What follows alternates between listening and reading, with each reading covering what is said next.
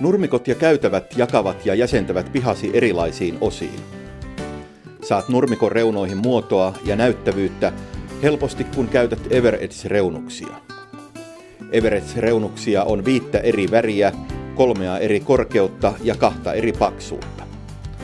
Ohuemmat 1,6 milliä paksut reunukset ovat metrin mittaisia ja ne on helppo muotoilla.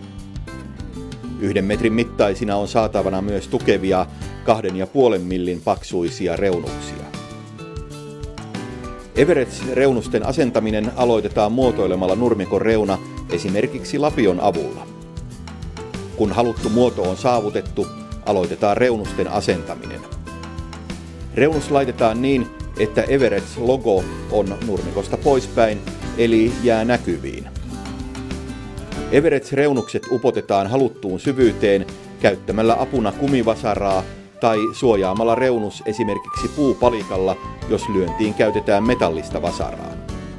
Älä koskaan lyö reunusta suoraan metallivasaralla tai muulla metalliesineellä.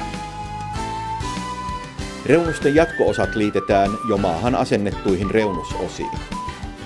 Kun maahan upotetaan ensin liitoksesta poispäin oleva jatko-osan pääty, saadaan liitos menemään tukevasti kohdalleen. Kun reunuskappaleiden liitos on tehty, lukitaan osat yhteen nostamalla lukituskieleke ruuvimeisselin tai muun työkalun avulla noin 45 asteen kulmaan. Reunukset on helppo taivuttaa seurailemaan loivia kaarrenmuotoja. Jos haluat tehdä teräviä kulmia, käytä apuna esimerkiksi puukappaletta tai toista Everedge-reunusta.